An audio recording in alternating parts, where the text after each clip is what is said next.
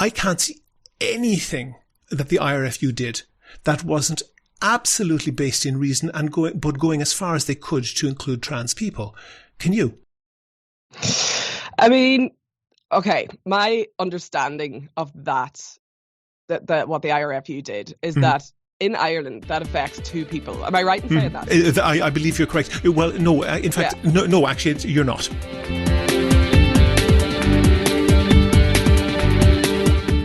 This is Here's How, Ireland's political, social and current affairs podcast, presented by William Campbell. Thank you for downloading episode 145 for the 13th of October 2022. So in this podcast we have an interview, I think, but actually it's really half an interview. You'll hear the interviewer, half of it, in a moment. It's with Aoife Gallagher of the Institute of Strategic Dialogue, which describes itself as a counter-extremism think tank. And she's written a book that's just been published. It's called Web of Lies. She's also been writing about the topic of trans rights and that debate. And, as you may know, that is a horribly dysfunctional and bitter debate, and it's one that's almost impossible to have on civil terms for a whole load of reasons. But I want to say thank you to Aoife for a couple of things.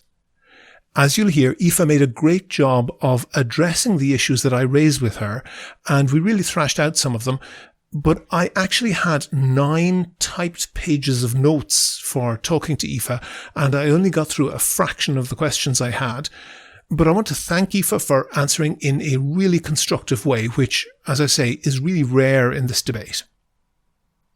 And as I said, I only got through a fraction of my questions, and that still makes a really long interview, and Aoife had a time constraint, so I also want to thank her for agreeing to come back on the podcast as soon as possible and to do a part 2. We haven't recorded that yet, but we have an appointment to do that, so I hope to bring that to you very soon to continue the discussion. So if you have any questions on this topic that you think should be addressed, please do send it in by email or tweet or by smoke signal or whatever. Probably the easiest way is to email podcast@here'show.ie. I should note also that Kevin was good enough to let me know that I got touch rugby and tag rugby confused. Apologies for that. I hope it doesn't distract from the interview. In a moment we'll have that interview, but I just want to say first thanks to all of the patrons on Patreon. I really appreciate everyone who donates. We don't get any huge amount of money out of it, not nearly in the same league as some other major Irish podcasters, but it pays for things like web hosting, and Kevin and myself basically donate our time for free. It's also a great morale booster when we get a new patron. It lets us know that there are people out there who listen and who appreciate the podcast. We make a big effort to cover things that are undercovered in Irish media. You're more than welcome to listen for free, but if you think that you could do the same as the donors and throw in the price of a bus ticket once or twice a month, there's details how to do that on the website and at the end of the show. Do you agree? Do you disagree? Follow at Here's How Podcast on Twitter and like Here's How on Facebook for updates on each show's contents. Aoife Gallagher is a research analyst with the Institute for Strategic Dialogue. It's a counter-extremism think tank. And she's also, I have to say, congratulations, Aoife. You've also published your first book, Web of Lies. That's out on the 6th of October from Gill Books. But I got in touch with you because I was interested in an article you were writing about trans rights issues in the journal.ie, and I see that you had an article under the heading Trans Rights Issues Are Being Used as a Right-Wing Recruitment Tool. I know that sort of touches on the content of your book, but I just want to get a couple of things straight first, and sometimes I'm coming from a position of ignorance on this. I know trans seems to be short for something. What is it short for exactly? Is it short for transsexual or transgender? What's the kind of accepted vocabulary there? Yeah, I suppose people used to say transsexual, but now it's more about transgender. And, you know, we can get into maybe a little bit later the differences between sex and gender, which is a big part really of this discussion. But yeah, transgender is the main phrase used. That's what's the main thing that's in discussion these days. And that phenomena transgender or trans or whatever. As you understand it, I've seen it like referred to as different things, everything from like an innate quality of the person to a mental illness to a reaction against society's gender expectations. As you understand it, what is it exactly? My understanding of it is that it is an innate quality of someone, that someone is born transgender. Yeah. Okay. And then you've been writing about conspiracy theorists taking an interest in this debate. Tell me about that. Yeah, I suppose, okay, the way to explain this, I suppose, is I tend to frame this in terms of the pandemic, because the pandemic was such a huge moment for the kind of coalescing of a lot of kind of disparate online movements, right? Mm-hmm. So kind of before the pandemic, you had the likes of the anti-vaccine movement, you had the kind of, right-wing extremist movements, you had, anti-5G movements, you had conspiracy movements like QAnon, and for the most part, they all kind of stuck to their own kind of corners of the internet, kind of as a way to put it, and kind of stuck to their own ideologies and pushing their own belief systems, right? Mm-hmm. But the pandemic really brought all these movements together. They all started talking and pushing back against COVID restrictions and kind of spreading conspiracy theories really about COVID-19 and the pandemic. So what this means in an online context really is that all of these different communities are now part of the same kind of ecosystem, I suppose, is a way to kind of think about it online. Mm-hmm. So the communities that have been set up since the pandemic have all of these things involved in it. They have a bit of far-right extremism, they have a bit of QAnon, they have a bit of anti-vaccine stuff, and they kind of, so now what we kind of talk about is more of a hybridized conspiratorial force. And really, since the pandemic, the pandemic is obviously still ongoing and all the rest, but really I suppose the conspiracy theorists have changed tack, I suppose, since the restrictions ended and things like that. And what they have turned their attention to is anti-LGBT campaigning, and really anti-trans issues have become the real hot button topic in the middle of this. Mm-hmm. And there's a couple of different reasons for this as well. And I kind of, I have an entire chapter in the book that's titled The Children, because the children are always used within these movements as a means to generate fear in order to pull people into a certain way of thinking. And they've been the subject of moral panics for essentially centuries, right? Mm-hmm. And if you think about something like QAnon, and for people who don't know, anything about QAnon, I'll give you a very, very quick description of it. It is a really, really lurid and complicated conspiracy theory movement that essentially ties in a lot of different conspiracy theories. But the main theme within QAnon is the idea that Donald Trump, during his presidency and still now, is saving the world from an elite group of child trafficking pedophiles, right? That is the main kind of theme within QAnon. That's what a lot of QAnon believers believe. Mm-hmm. And this idea that the world has been run by an elite group of pedophiles is really easily translated into the kind of old tropes that used to be thrown against the LGBT community, and mainly gay men, mm-hmm. that gay people are child abusers, that they are pedophiles. And this is warped into what is really termed groomer rhetoric. And, anyone who mm-hmm. spends time in right-wing circles online will be aware of this, because this is how it's been framed now. People who, say, teachers who are teaching children about, LGBT inclusive issues, or LGBT people, or teaching children about gender identity, are being branded as groomers, people mm-hmm. who are grooming and indoctrinating children into a certain way of thinking. And anti-trans issues have, as I said, they've become the hot button topic. And I think there's a couple of different reasons for that, really. And I go into this in the journal piece as well. The anti-trans, like, I've been looking at the kind of darkest parts of the internet for, 5 or 6 years at this stage.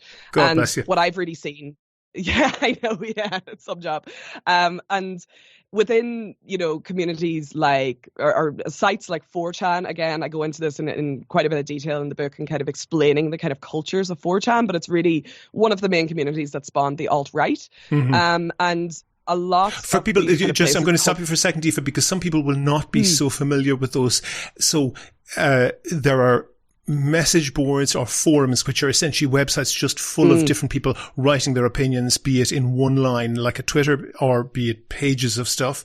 4chan was a particularly anarchic, particularly troublesome version of that, where the type of content on it was designed to shock, and it seemed like, basically 13-year-olds let run wild. Although it was the place where, for example, QAnon and some of these other very wild conspiracy theories were spawned. Exactly. Yeah. That's not a bad description. Well done.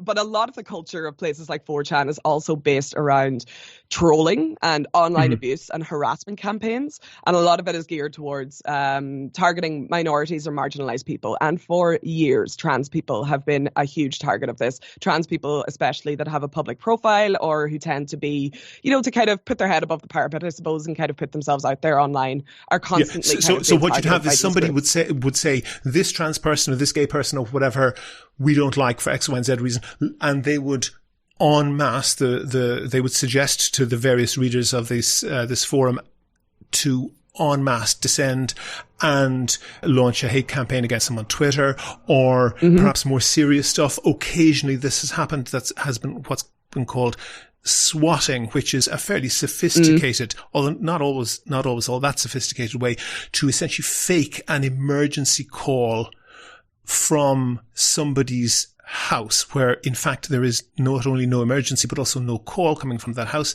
Trick very militarized police into thinking that somebody's being held hostage there, and they break in the door, and this is regarded as a great joke. And this has been done then to other victims who are not in on that forum, and other targeting as well. Yes, exactly. I mean, swatting is one of the big tactics, and it's becoming more popular all the time. I think it's kind of, you hear more and more stories of this happening. The other thing that, you would have, rape threats, death threats, doxing as well is another one where like personal information is leaked online. So say your phone number or your address. Somebody posts your phone number and all of a sudden you're getting 1,000 calls a day, abusive calls or whatever. Yeah, exactly. These things can destroy people's lives. This is, it's people think, oh, it's happening online, it's not a big deal, but it's absolutely is a big deal. Okay.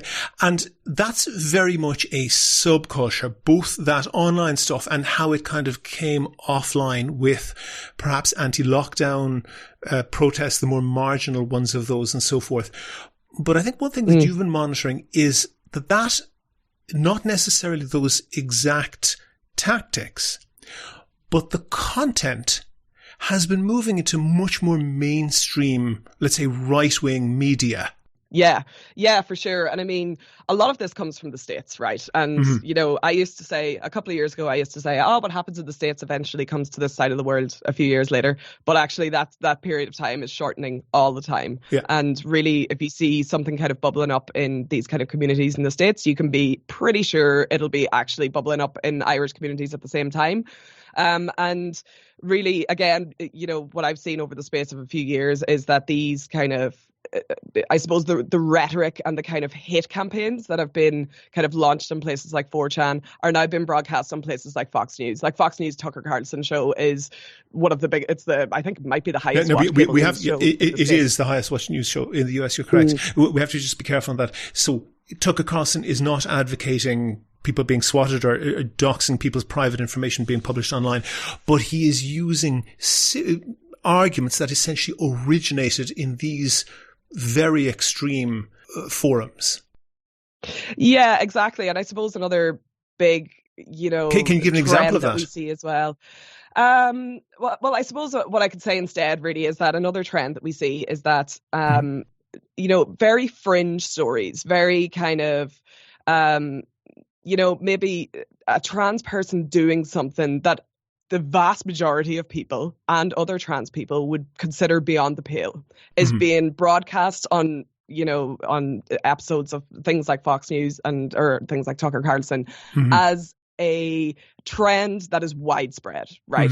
So it means that and it's kind of been broadcast as a trend that liberals see as acceptable, right? And this is kind of the tactic that they use a lot of the time, is kind of framing, I suppose, kind of marginalized people as an example of what the liberals want to make mainstream, right? So that really is kind of a big part of this as well. I suppose another example that I can give is there's a number of, I suppose, social media accounts online that are also using this tactic. You know, they'll kind of copy people's videos from other platforms, namely TikTok seems to be the one that a lot of these videos are copied from. So say, for example, you have a trans or a non-binary person who is just speaking about, you know, maybe they're transitioning, or they're speaking about trying to kind of, you know, push for more acceptance and kind of and tolerance in kind of everyday life. These videos will be copied and they will be framed within these kind of social media accounts and these kind of platforms as, again, an example of the Liberals are crazy. This is what they want. They want this for your children. This is, you know, that they want to... And I think what's being done is the very most extreme examples are being plucked out and presented as being representative of the mass. And that's not entirely new. I made the point in this podcast previously that if you compare maybe two, sort of a fairly left-wing website like Huffington Post in the US and a very right-wing one like Breitbart, and basically on Breitbart, no immigrant can do so much as get a parking ticket without it being, highlighted as, immigrants causing crime wave. And equally, no child of an immigrant can so much as get, a gold star on her homework in school. And this will be, highlighted on Huffington Post as a heartwarming story. And that has the effect of framing of essentially giving people a frame of reference. So if you read more or less exclusively one or other of those sources, you're going to get an entirely different impression of that issue. My question is, aside from that, because what we try to do in this podcast is the exact reverse of that, is to try to have a calm discussion about things. In mainstream media, that could not be tarred with the Fox News brush and so forth. There have been people who disagree with, what might be the orthodox accepted trans rights view. Would you accept that there are plenty of people there who are not alone are they not 4chan types, they don't have any bad intent. There are people who are genuinely concerned about the issue, who disagree with, positions put forth perhaps by TENI, the Trans Equality Network. I presume you don't disagree that there are people there who can make those points and they shouldn't be tarred with that brush. No, of course. And I think that there is, this conversation online is so heated. Do you know what I mean? You can't really have a conversation about this topic online without both sides really being extremely hateful towards each other. And I think that's a bigger issue really. That's kind of just the way that social media has kind of, warped, I suppose, our sense of reality and kind of our kind of good conversations about things. And yes, you are right. Okay. There are certain issues related to transgender issues and transgender rights that do need to be discussed, right? And I think that, particular hot button topics are the use of puberty blockers on kids, and the, I suppose, young children kind of being socially transitioned and things like that. But again, what a lot of what you see within the kind of, the right-wing media ecosystem is perpetuating kind of fears about this that really aren't based on reality, right? And a lot of this, say, for example, people will say that children are being, trans children are being sent for surgeries and things like that at very young ages. And that is not true for the most part. Now, I'm not saying that this never, ever happens, but for the most part, no one will go for surgery until they are 18 years old, until they are an adult. So the idea that kids are being sent for surgeries like this is just not true. Also, well, I've read, because I've done a lot of research on this and I want to be kind of very careful on this. That is certainly very unusual. But that has happened. That has happened. And one, in fact, Irish surgeon based in Boston who markets her surgery over TikTok, which I think is quite strange, and has said that she has performed essentially a double mastectomy on girls. And she said they're almost always over 16, but has done this to girls as young as 13.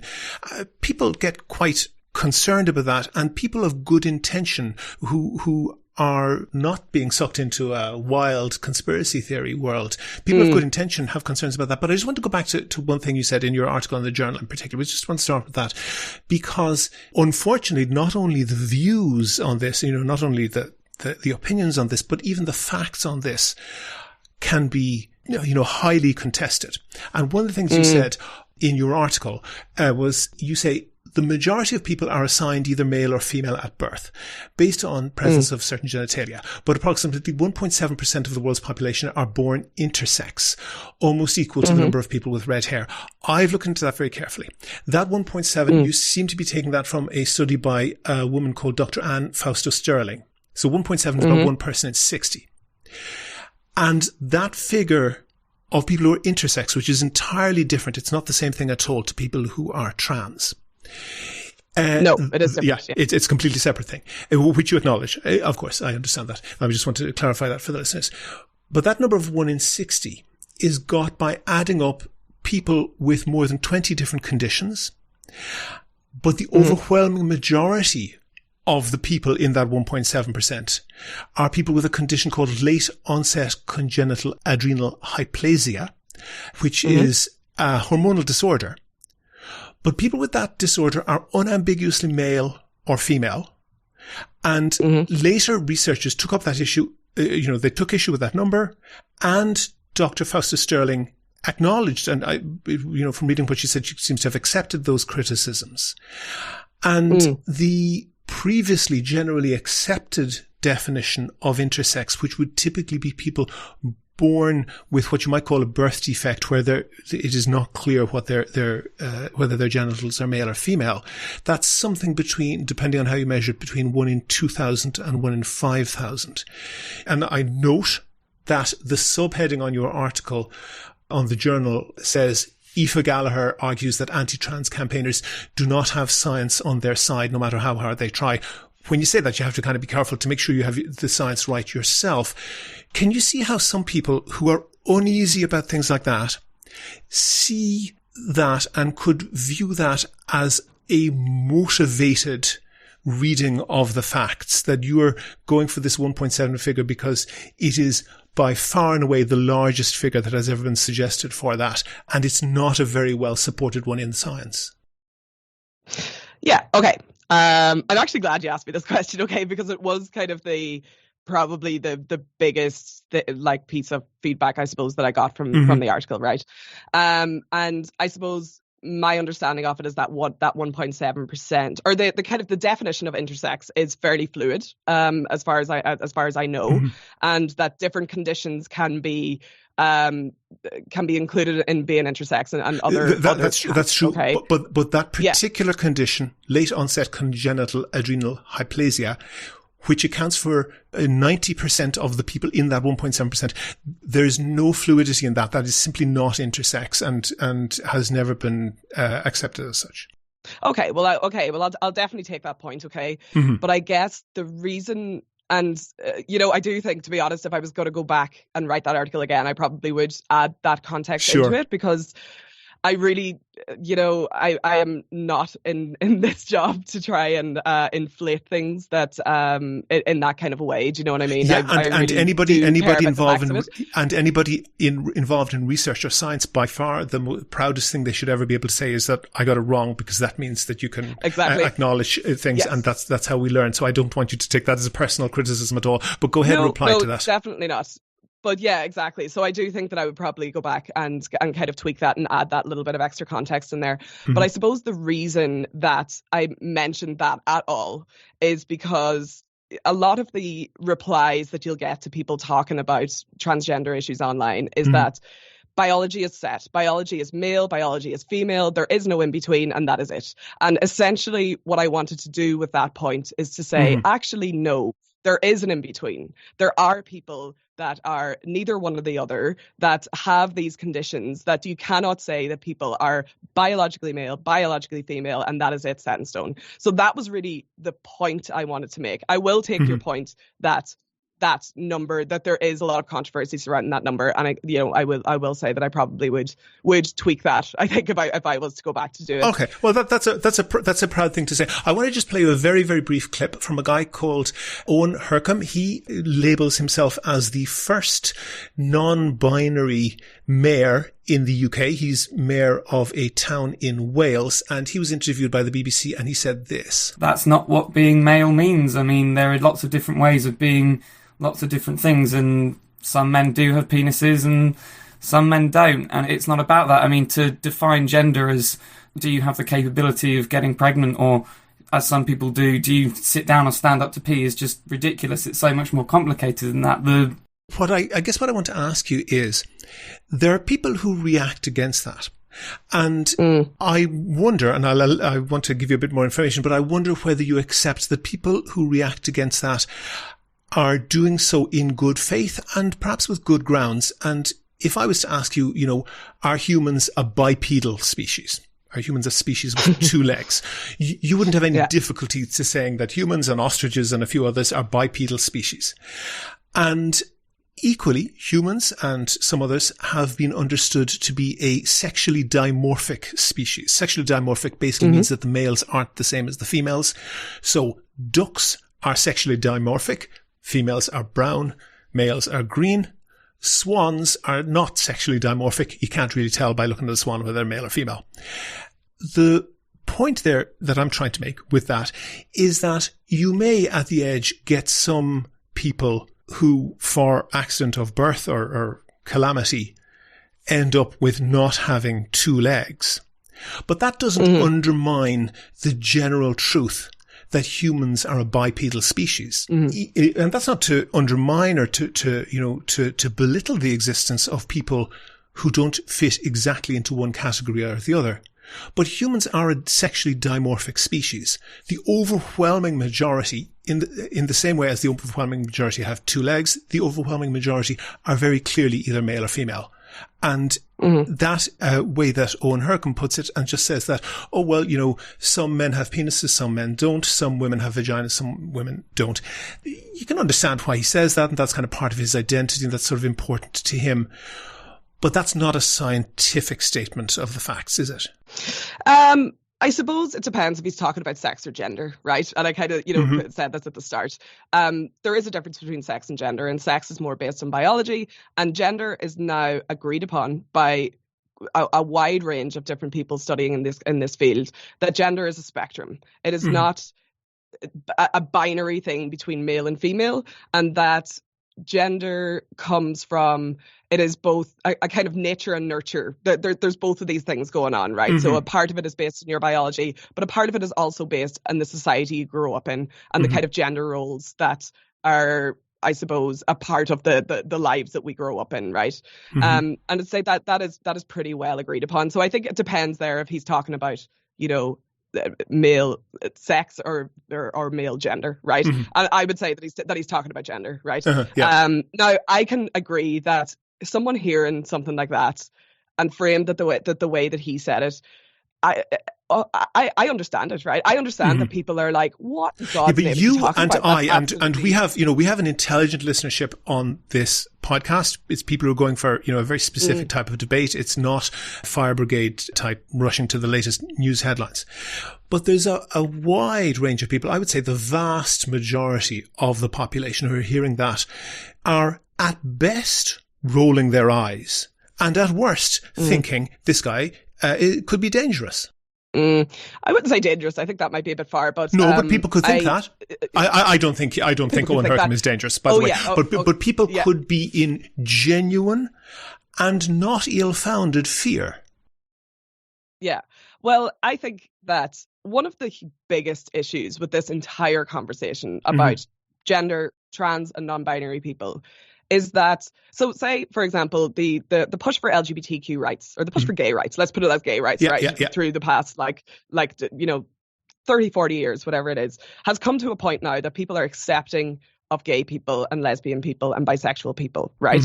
Because most people know someone who is gay or lesbian or bisexual, right? Everyone knows someone who's gay. They might not know that they know. Exactly, right? Exactly. But they mostly know that they know even now. in their life. Exactly. And they are suddenly, sorry, I am also saying this as a gay woman. Okay. So they are now, like, people are aware that gay people are not a danger to society. They just want to be accepted for who they are, right? Mm-hmm. What we have now is that trans and non-binary people are a tiny minority of people. Mm-hmm. The vast majority of people to put it in context, I want just to put that in context. Gender recognition certificates have been available in Ireland since 2015. There's about 1,000 have been issued in total, presuming that none of those people have died since. That would be less than 1 in 5,000 of the population. So it will be even below that very lowest threshold of the count of intersex people. So it is really a very, very small minority. Go ahead, sorry. Exactly, yes. So the vast majority of people don't know someone who is trans or non-binary. And I'll give you an example from my own life. I had a friend that came out as trans last year. And to me, having someone in my life that is going through something like that made all these issues so much easier to understand. And it's not like, because they're not complicated. When you actually talk to someone about it and someone who's going through it, it becomes really, really easy to understand. And I think that is what is missing a lot from all of these conversations online, is actually trying to understand the issues that are related to these people. They are extremely marginalized. They're extremely vulnerable. And the fact that they are being used as a whipping pole, essentially, by all of these groups to try and again, a lot of this is being spurred on. So essentially what's happening is that, perhaps speaking for the US, Ireland is perhaps not exactly the same, but it's not entirely different, that for a very significant chunk of the population, their only experience of trans people is via Fox News. Yeah, or via whatever they're seeing online. For the most part, those conversations online are pivoted to the extreme, right? Okay. But pause on that. So people like, and we have trans advocates in Ireland who are pretty articulate, and they have pretty good access to the media. Wouldn't it be better if they were an awful lot more careful with their language, rather than just doing this hand waving thing of saying some women have penises, some women have vaginas? I don't know. I think I kind of take a little bit of, I kind of get where you're coming from, but I think I take a little bit of an issue with that as well, because I think that they need to own the language. They're talking about their own issues, and they need to be able to say it from their place. I don't want to get too stuck on that issue, because a few other things that I want to ask you about, and I want to make sure that you get to say your piece on them. And a few months back, there was an issue with the IRFU, the Irish Rugby Football Union, and they updated their policies to reflect trans inclusion in rugby, which is a pretty active and sometimes violent game. And they decided that for women's rugby, trans women, that's to say males who have transitioned either medically or socially to be women, trans women could participate in women's rugby as coaches, as referees, and take part in tag rugby, which is where you don't tackle, where you just like touch the person. That's considered that you have done a successful tackle if you just like put your hand on them. But that for full contact rugby, trans women, that's to say men who have transitioned to be women, can't take part in full contact rugby on women's teams. And this was the subject of incredibly sharp criticism that came from TENI, the Trans Equality Network, also from the Irish Council for Civil Liberties, and from people of varying influence on social media. I saw comments, not from tiny accounts, from significant accounts, saying that the IRFU decision was, quote, motivated by nothing but bigotry. The IRFU was called a hate group. And one person who I actually communicated on Twitter with, Bernie Lan, she's a fairly prominent campaigner, she posted a video of Peter Stringer, who is quite a small rugby player, tackling Jonah Lomu, who is a huge rugby player. And the clear intent of that was to say that physical size doesn't matter when it comes to players in rugby. That's simply untrue. I can't see anything that the IRFU did that wasn't absolutely based in reason and going as far as they could to include trans people. Can you? I mean, okay, my understanding of that what the IRFU did is that in Ireland, that affects two people. Am I right in saying that? I believe you're correct. Well, no, in fact, no, actually, you're not. Because in Ireland, there are two trans women that's to say men who transition to be women, involved in playing rugby. But it affects everyone who plays women's rugby. And it also affects all trans women who may start playing rugby and all women who may start playing rugby. So you're correct in, the basis of what you're saying is of course correct. There are 2 trans women playing rugby under the IRFU. But of course that does affect a lot more people. Yeah, I mean, the kind of debate around trans people in sports is definitely one that, I mean, I don't think I have a good answer to this, to be honest. No, I'm not asking you for an answer on that. Sorry, Aoife. I'm not asking you for an answer on the thing. You're not an expert on that. But most of it is still online. There was an avalanche of hate rained down on the IRFU for making a decision that I cannot see has anything but reason behind it. Well, I mean, I don't agree that that's all reason. I do think that a lot of that is bowing to the pressure of other organisations that are doing the same thing. Again, I'll go back to the point that trans people are a tiny minority of people, right? A tiny minority of people. How many trans people play sports? That is a minority of a minority of people. How many trans people are going to be elite athletes? That is a minority of a minority of a minority. I think you're touching on a different topic, which I think is perhaps not so interesting in terms of fairness in competing. And I'm not so much into that. I'm just talking about pure safety. And the bottom line is that somebody who has gone through male puberty has bigger, harder, more dense bones, has bigger heart, bigger lungs, and so forth. And if you run into them, you will be hit that much harder. And it's just not safe, however they identify, for someone with a male body to play on a women's rugby team. You're putting those, and that's why I say it's not just affecting 2 people. It's affecting all the women who play rugby because it would not be safe for them to play rugby. Yeah, I mean, again, I don't know if I fully agree with you, to be honest, on that. And I kind of take Bernie Linan's point. The IRFU took a lot of advice on this. So I'm not saying that it's not safe. It's the IRFU and the experts who they consulted with said it isn't safe. Yeah, but again, I think issuing a ban like that against... It's not a ban. It's not a ban. The only thing, it's not a ban because trans women were not excluded. The only exclusion was that they weren't allowed to take part in full contact rugby with women. So they could play. Well, I mean, that is a ban. That is a ban. I mean, if you have in that narrow sense, it is. Cannot play rugby. So that is. Not correct. No. Sorry, because trans women, that is to say, people with male body, are allowed to play on the male team. Yeah, but they're not being banned. Males. Do you know what I mean? Again, this kind of... Hold on. No. They are. You may say they are trans women, but their body is a male body. But when you are transitioning to become a woman, you are taking hormones that will reduce your muscle mass. There are, you know what I mean? There are things like that. I don't know the exact science behind it. But the IRFU did study that, and that is a debate I don't want to get into in terms of fairness of competition.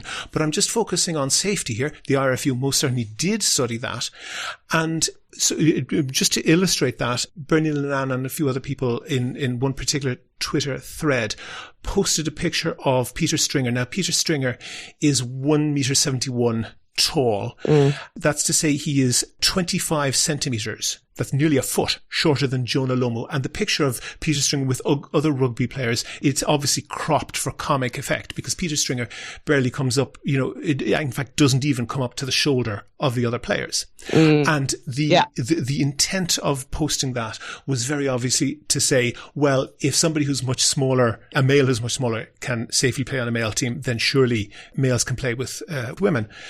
However, I think they didn't realise that it was making the opposite point because Peter Stringer, at 171 centimetres, who is remarkably short for a rugby player, he is still taller than 92% of women. And he is 73 kilos, but because of the male puberty he went through, a lot more of that 73 kilos is muscle. And with the greatest respect to you, Aoife, if you bumped into a 60 kilo woman on the street, you might be knocked down or whatever. If you bump into a 73 kilo very muscular man on the street, that would be an entirely different experience. And Peter Stringer has been playing rugby for a very long time. He knows, since he was a boy, literally, he knows how to do that. He plays in as a scrum half, which is a position that's very appropriate for a much smaller person, somebody who's much smaller than the rest of the team. And he's made the choice to play against teams that have guys who are much bigger than him. Women who play women's rugby have never made a choice to play against male-bodied people, however they identify, and they would not be safe to do so. And I just can't see how that. You and I could debate that, and neither you or I are an expert on that. But to be able to say that the IRFU was motivated by nothing but bigotry, and calling the IRFU a hate group. Yeah, that's wrong. I mean, off. there's no. We don't even have to debate that. I think that is that is an extreme reaction to something like that. Yeah. And I think that a lot of those conversations online just take either side go to an extreme, and that is not in any way conducive to how you have a proper conversation about anything, right? That's my point. I think we made progress on that. We made progress on that. Exactly. I don't think they were motivated by hate, but I do think that issuing those kind of sanctions against a tiny minority of people it's not in any way a sanction. Beneficial to how well it's not. I mean, if you're but issuing anything like that against a tiny minority of people like that is not in any. I don't think that should be the answer to how we deal with whether trans women should play in contact sports like that. I just don't think that. Okay, fair enough. To be honest. Rugby is segregated by sex and has always been since there existed rugby for both sexes. To the extent that it could be either segregated by sex or by gender, and you drew a distinction between those two, even if the distinction is slight. If segregating it by sex constitutes discrimination, how is that any more or less discriminatory than segregating it by gender? I don't know if I fully understand. So you're saying that if you, instead of dividing sports along the lines of sex, you divide it along the lines of gender. Is that what you're saying? Yeah. So you could divide. You could not divide it at all, which would mean that rugby would be 100% male, because then women couldn't play, and then they perhaps would set up their own team, and that's in fact what happened. But if it is to be separated, it could rationally be separated by sex or by gender, and I don't see any pressing reason why segregating it by sex is discriminatory when segregating it by gender is not. I still don't really know if I know what you're getting at, to be honest. Well, so, you could, because there are some sports, let's say archery, that doesn't make much. I don't know much about archery, but in terms of strength and whatever, it's to do with accuracy. There's no particular. There doesn't seem to be any particular rationale to segregating it at all. Sorry to archers out there if I'm getting that completely wrong. But if it is to be segregated, then it does seem more rational to segregate it by sex than by gender, doesn't it? Well, I suppose it does. I suppose it does. Okay, but I think that. And that comes back to the difference between sex and gender, and it comes back to understanding gender dysphoria in people. And absolutely. And you can say that there may well be other areas of life where segregating by gender makes more sense, but this isn't one of them. Yeah. And anyway, I'll move on. I want to move on. Yeah. I want to move on because I don't want to, because there's a whole bunch of things that I want to get through here. And one thing that has, I think, perhaps been what you have mentioned previously of the maybe more extreme views being highlighted in right-wing media and being presented more as mainstream, perhaps more mainstream than they are. I think that's important, but I just want you to listen to two clips. One is from a trans woman who is a YouTuber called Riley J. Dennis. I want to talk about our other biases. Let's start with trans people. Would you date a trans person? Honestly? Think about it for a second. Okay, got your answer? Well, if you said no, I'm sorry, but that's pretty discriminatory. Some people think they could never date a trans man with a vagina or a trans woman with a penis. But I think that people are more than their genitals. I think that you could feel attraction to someone without knowing what's between their legs. And if you were to say that you're only attracted to people with vaginas or people with penises, it really feels like you're reducing people just to their genitals. My point is, we have implicit biases that we were raised with or that we developed over time, and they can be hard to get rid of. But you can unlearn your own prejudices. It just takes time and conscious effort. The more you work at unlearning your own prejudices, the more you'll be able to see people from these groups as people. Unlearning our own biases doesn't happen overnight, and I don't have a step-by-step instruction guide for you. But I think if you can accept that these prejudices exist in all of us, even you can identify them when they come up and work to change how you think about them. That's Riley J. Dennis. And I think perhaps just looking at the figures here, she might not be valid to say she's a very marginal figure. She's got a very large following on Twitter and on YouTube and other platforms. And I just want to listen to this other clip, which came from one of the infamous Liveline programs that was broadcast earlier this year. The audio from RTE is a bit garbled at the beginning. The caller identifies himself as a single father of a young daughter. Well, yes, so as I'm with a young teenage daughter who's lesbian. As a lesbian, she was asked a couple of years ago, while she's still navigating through puberty and her sexuality, by a slightly older teenage male who said he identified as a female. Okay. Asked her out, and she said no, she wasn't interested, and she was called transphobic and bigoted for this. So your daughter who is a lesbian, and she was asked out by a transgender man, a man who was identifying teenage boy, who was identifying as a female. Yes, and he said he was a lesbian. By saying that she wasn't interested, and she was called transphobic and bigoted. That was what he said to her. Okay, this is a very live issue, and the one thing that strikes me from this is that anyone who's been a teenage girl, which I presume includes you, notwithstanding the fact that you're gay, anyone who's been a teenage girl will know that some teenage boys will use any sort of bullying or manipulation or moral blackmail to get into their knickers. Would you accept that nobody is under any obligation to have sex with anyone they don't want to? They can give any reason they like, or they can give no reason at all, and no one can second guess that. Of course. I mean, that's kind of not really up for debate. But I think that with that Liveline clip that you played there, I mean, we don't really know the details, really. And I think, I don't think it would be right to presume that that transgender person is faking being transgender in order to get with girls. I wouldn't, do you know what I mean? Yeah. I think that. But be that as it may,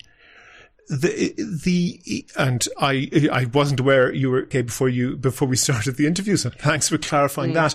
But regardless, it does seem that lesbians, who are a tiny minority in our society, are the target of a lot of this pressure. Maybe I'll get you can, if you want, comment on that personally. But, there's never any instance of, for example, a queue of guys queuing up for coppers or, whatever the equivalent nightclub is these days, and having trans women going up to them saying that they have a duty to date them. Do you think that feminists who are saying that they're at the sharp end of the expectation to accommodate trans women, males who have transitioned to be women, do they have something to complain about? No, I don't, and I can, say that, I suppose, as a lesbian. And I think that a lot of the, I suppose a lot of the narratives that go around within the kind of, radical feminist space, and the kind of the, I suppose the kind of, I suppose the lesbians that will push back against trans issues and things like that comes from the idea that that lesbians are going to become extinct because of trans people, and the idea. No, I don't want to. I don't want to blur that issue. I'm just talking, specifically.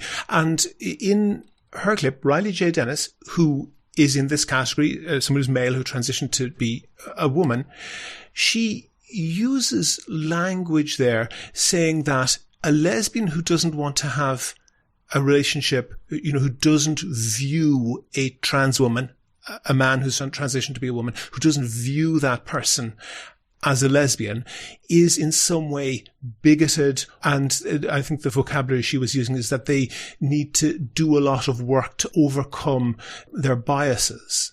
Yeah, and again, this is another point. It's one that I didn't go into in the journal article because it is quite complicated, is the fact that sexual orientation is different to gender identity. Yeah. So they again are two separate things. So and again, it's more about trying to develop an understanding of these issues instead of people just closing themselves off and being like, well, I don't understand it, so that's it. So there are situations where, say, a trans woman will identify as a lesbian, right? And or is a lesbian. A woman who identifies as a trans woman is a lesbian. And that does come down to the fact that, sexual orientation and gender identity are two separate things. Again, it makes to a lot of people, it makes the whole thing quite complicated and hard to get their head around.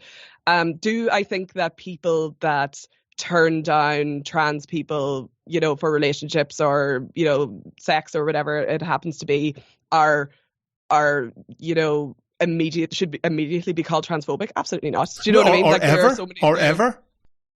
I don't know. I think it depends on the situation. There's definitely instances where, yes, there could be transphobia involved in that scenario. And I do kind of agree with, apologies, the YouTuber's name has Riley J. Dennis.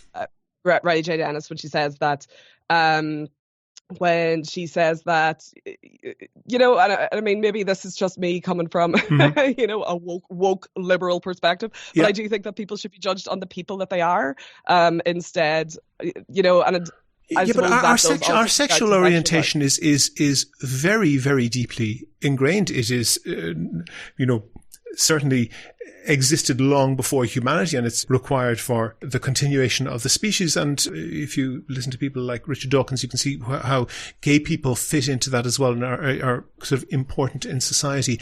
But this notion that lesbians, and again, it's remarkable that it's targeted mostly at lesbians, are under a duty to essentially examine their conscience and work on themselves and contemplate the discrimination that they're doing. That sounds very, very like conversion therapy. Yeah, no, I don't think I agree with you there. And I have to say, as a lesbian, I have never experienced anything like that. So maybe I don't know that I'm, you know what I mean? I've never, had a conversation with anyone saying that I need to examine my biases about things like that. So I really don't know where that comes from. Aoife, I really appreciate you answering all my questions, and I think this is an incredibly valuable conversation, and it's I think far more enlightening than an awful lot of the what passes for conversation on this. And I know that I have a limited slot with you and that you have to go really right now. So can we get back on the air and do a two-parter to continue the discussion? Let's do it. Yeah. Aoife Gallagher, your book Web of Lies, published by Gill Books, out on the 6th of October. Thank you very much for talking to me, and let's continue in the next podcast. No problem. Thanks, William. If you like the Here's How podcast, please rate and review the show on iTunes and other podcast providers. Share it on Facebook and Twitter, but most of all, tell your friends. Go to the website for sources and references from the show, and while you're there, you can like the show on Facebook, follow the show on Twitter at Here's How Podcast, and follow Aoife Gallagher at Aoife Gall, Gall. And get in touch if you can suggest a guest or a topic for the next show, or more questions for Aoife when she comes back on the podcast. Thanks again to all of the patrons on Patreon. As I said, we don't get anything like other Irish podcasters that I could mention, but it pays for things like web hosting. We basically do the podcast for free. But if you could do the same as the current patrons and donate the price of a Dublin bus ticket with the new reduced fare once or twice a month, please do go and sign up at patreon.com/here'show. That link is on the website. Also there you can find out how to subscribe to the podcast for free on your computer, on your phone, or by email. All that information is at www.here'show.ie. The Here's How podcast is produced and presented by me, William Campbell. The assistant producer is Kevin Wolf. Thank you for listening.